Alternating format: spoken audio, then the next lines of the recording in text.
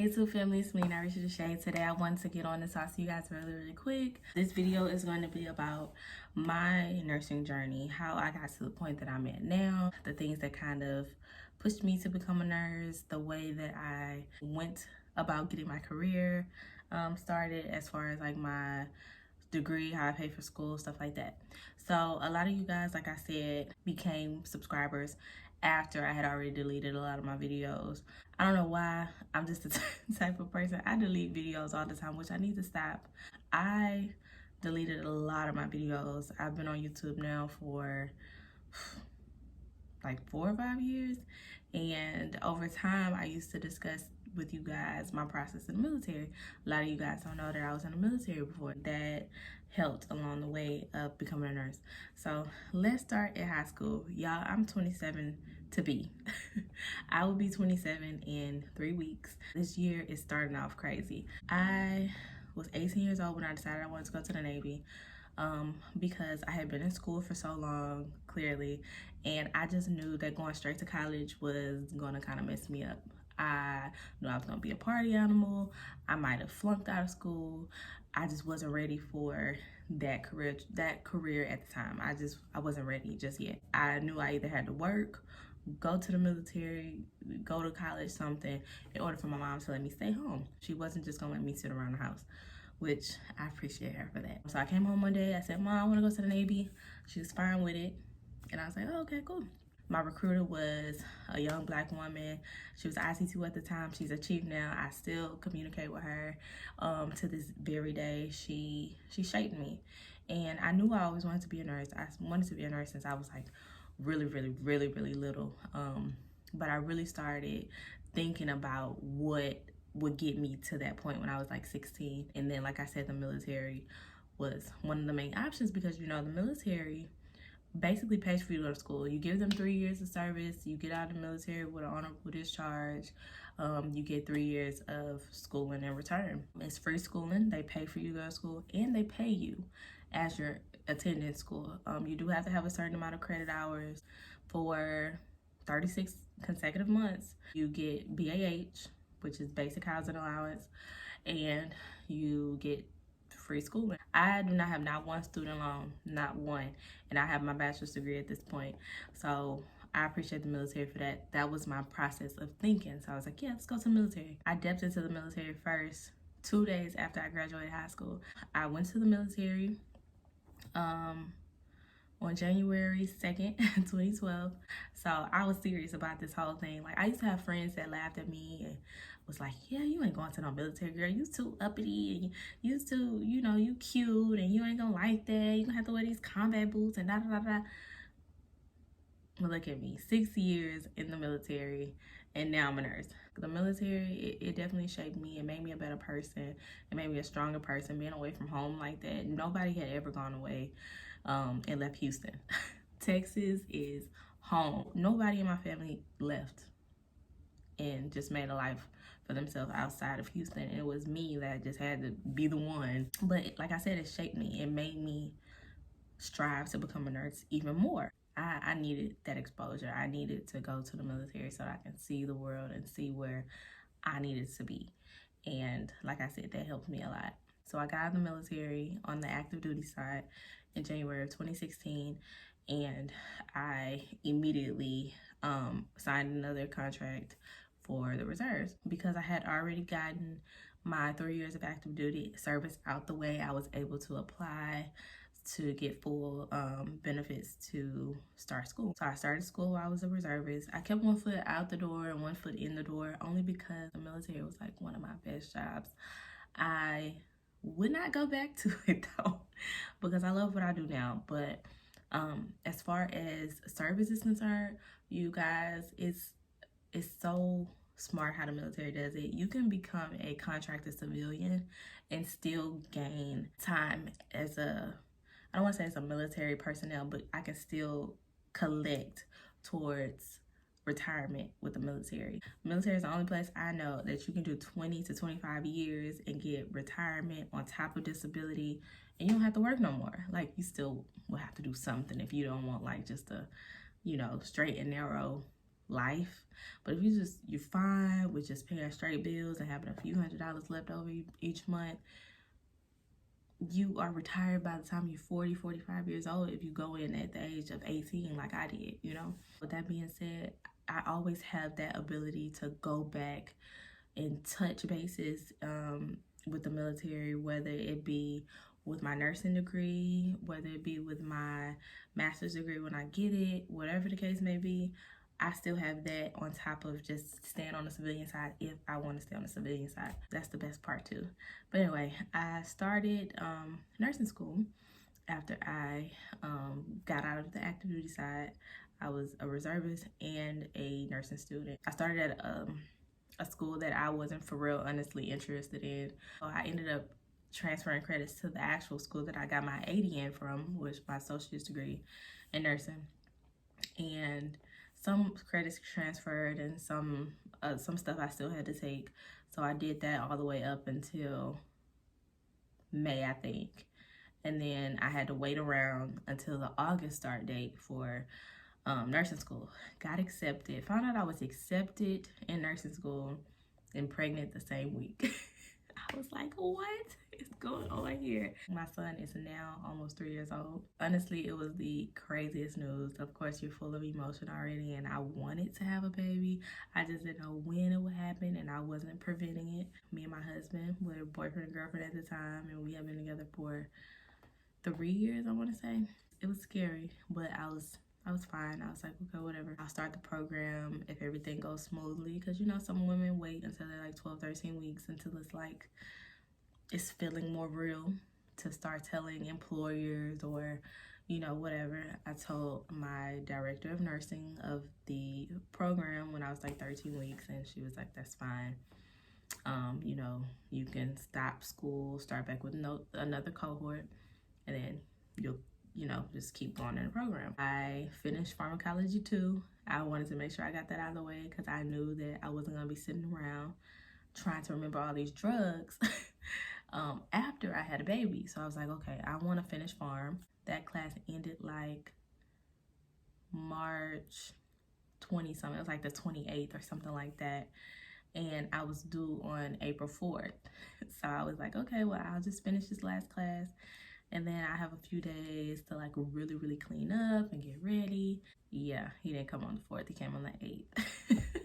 That's how first babies are. So I was out of school for about 5 weeks. No, really it was 10 weeks. The program was 5 weeks. So I had to wait for my cohort to finish the next class. And then I had to wait for the new cohort to finish the last class that I finished so that they could start with me, like so I can start with them or they could start with whatever. I had to wait 10 weeks. I waited 10 weeks. My son was 2 months when I went back to school. The most stressful thing in my life because at this point now I'm a mother and I realized that my biggest thing to do in life is just protect him. There's nothing else that, you know, really matters to me at this point but being a mom. I had moments when I was like, I don't even want to finish school right now. Like, I can go back, you know, my husband is doing good in the military. We have, you know, our little 2-bedroom apartment. He wasn't like, you know, you have to go back. It was me that just kind of put my foot down and I said, you know what? I started this program. I said that I wasn't going to do this. Let's go back. You know, this is without family, you guys. This is in Virginia with no family. The closest family was my husband's mom, and that was a 7-hour drive, 7.5 hour drive from Virginia to Savannah, Georgia. My mom, drive-wise, 22 hours from Virginia to Houston, or a flight of 4 hours, 4.5 hours. So nobody was close. So I was just like, we have to do this. We got to get this done. I need my career to start. I'm out the military. That was my original career, but I can't see myself being separated from my family. I needed something more flexible. I needed to be able to be a nurse that can put in my hours and do what I needed to do so that I was conveniently around for my family. Around June of 2017, I went back to school. And then that following year, my son turned 1. I had to take him to Houston because my husband got orders to here, to Jacksonville, Florida. He was going to be leaving before I was done with school. I was gonna be staying with a friend. It was just too much. It was like, well, I need to study. DJ wants to play. I was just like, I want to put him in an environment where he could be around family. Excuse me. So I asked my mom. I said, Mom, I hate to ask you this. I know you ain't have a 1-year-old since I was one, and that was at that point 24, 25 years ago. I said, Mom, can you just watch him for a few weeks for me? A few weeks was about 6 weeks or so. She was like, yeah, bring him on, bring my grandchild on. She had no problem whatsoever. Love my mom to death for that, because you guys, y'all understand, when you're at the end of nursing school, you don't want to be that person that gets held back because you cannot pass the ATI test. I've seen it. The class before me, luckily, nobody failed the ATI test. Which is, you know, like an exit exam. Some people do the HESI, some people do the T's. We had some people do Kaplan. We had the ATI. So I really needed to focus. So I sent DJ to Texas with my mom and my family. He had a ball. When I say every single day I call him, he didn't even want to talk to me. I was like, hello, your mother is still here. It was a great experience for him, and it was time for me to just wise up and be like, okay, he's in good hands. My husband is in Florida. I'm the reason why we're all separated. My husband's in Florida. I'm still in Virginia. My son is in Texas. Like, I have to pass this so we all can be together again, okay? I took the exam. I want to say it was like that Wednesday or Thursday before graduation. A lot of us voted not to wait a week later. So I think I remember like the test being like that Wednesday or Thursday, and then Saturday was our pinning ceremony. And my husband and my mother-in-law came down. That same day I had all my bags packed and we was out. I was like, yeah, it's time to go. We had our apartment ready and everything, and then I went back to get my son. I brought my mom back with me this time. So mom, just chilling, having a good time, helping out with DJ. I'm studying from an NCLEX. I studied from the whole month of August and September. I was originally supposed to take my exam the beginning of September. It was like September 8th or something like that. But I was one of those people. I pushed my date back and I said, you know what? I'm gonna take this test next week. So I pushed it back a week, and I'm so glad I did, you guys. I met this girl. Her name is Michelle. I met her in one of these like Facebook groups, and she was like, try Kaplan, try Kaplan. I'm telling you, like, it's the best thing. So a lot of us were buying UWorld, and she was like, try Kaplan. So try Kaplan. The questions were like straight to the point, and she was like, this is exactly how the NCLEX is going to be. The questions are very vague, and you know, UWorld gives you too much information. It's good for contact, like, you know, contact information and content and stuff like that. It shows you pictures and everything, but y'all, my foot fell asleep. But Kaplan is straight to the point and vague, just like the exam is. So the whole week before I went to take my exam, I'm just going over these questions. They have like different modules that are supposed to get more intense questions or something like that, or they start giving you more questions. It's past 75, they give you up to 265 or whatever. I went in on September 18th. I took my exam. 75 questions, y'all. I kid you not. On question, it wasn't even a question. On page, because the questions go by pages. So page 75 was number 75. Page 76 started off my my survey questions, and y'all, I bawled. I was crying. I was one of the last people to sit down. I sat down at like 8:10. The test started at 8. You know, they have to register everybody, get everybody in line, and make sure you don't have nothing on you, and then sit you down at the computer, blah, blah, blah. I sat down at like 8:10, and I got up at like right at 10 o'clock. I barely was there for like 2 full hours, and they give you 4 hours to take the exam. And I mean, I saw people getting up and everything before me, but for me to have stopped at 75 questions, and I don't doubt myself like that, but I doubted myself that day. I was like, I definitely failed. I've heard of people failing at 75 questions. I just knew I failed at 75 questions. I cried. The proctor came over and she was like, it's okay. This happens all the time. You know, you definitely probably passed. And I was just like, oh my God, I don't want to take the survey. I was like, I don't want to take the survey. Can I just go? And she was like, yeah, it's fine. Go ahead and go. So I was doing like that little trick all day. And it kept telling me that my test was on hold instead of saying that, you know, I needed, like, the card was declined or anything. It never told me the card was declined, and it never told me that somebody already had an account. It's like the pierce to view trick works, I'll say that. But it never told me either one of those things in the beginning. It just kept saying that my test is on hold, I'm like, what the hell does this mean? Later that night, I just went and did it one more time, and it was like, the order has already been ordered and you can't reorder it, or whatever the Pearson trick is that tells you that you passed, basically. And I was like, oh my God. And I was like, okay, I'm not gonna get too happy. The next day, I was looking for my name on the Florida Department of Health, and I couldn't find it. And I was like, what in the hell? So I waited one extra day, September 20th. I went in and I woke up with a clear mind. I put my name in and I found my name. Come to find out, you guys, I haven't put my name in wrong the whole time. I would have known a whole day ahead of time, but I was putting my name in wrong. So literally I found out on that Friday, September 20th, that I had been licensed a whole day prior. So I started putting in applications everywhere. One being the place that I currently work as a labor and delivery nurse. And I honestly, like I said on previous videos that are actually private right now, I had put in my application and I did it jokingly, like, okay, well, I don't think they're gonna hire me, but I'll do it anyway. And they called me. But the very first job that I ever had, you guys, was working as a long-term care nurse, and I loved it. I just hated the fact that they give so many patients to you for you to give them all these medications.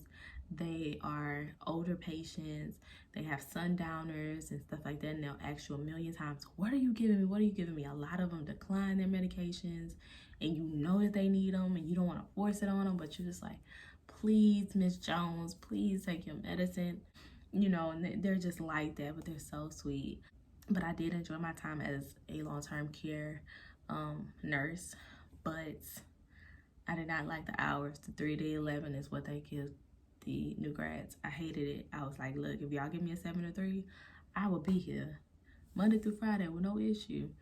But I ended up becoming, like I said, a labor and delivery nurse, which was something I always wanted to do. I haven't looked back since. I've been working as a labor and delivery nurse now for a year and 4 months. Yep, almost a year and a half. And it feels great because it's always been something I wanted to do. This has been just the route that God has chosen for me, but the route that I also happen to have followed. Like, there were bumps in the road. It still didn't stop my process. It still didn't stop what was meant for me. I feel like a lot of people make excuses sometimes to why they can't get to where they are. Well, why they can't get to where they want to be. And if it's meant for you, it's gonna be for you. And that's all I gotta say about that. That's been my process. I know this was a long video, you guys, sorry. But I just wanted to really discuss that with you guys. I wanted to bring you guys into my life on how I got to where I got to. Not saying that it's been a crazy, crazy road or anything like that, but it's been a road. I didn't have to do some things that other people had to do. I don't have, like I said, I didn't have student loans or anything like that, but I had situations, Anyway, I hope you guys enjoyed this video. I look forward to making you a lot more videos in the future. Please rate, comment, subscribe to my channel. I'll be bringing more content here soon, and I hope to talk to you guys at a later date. Bye.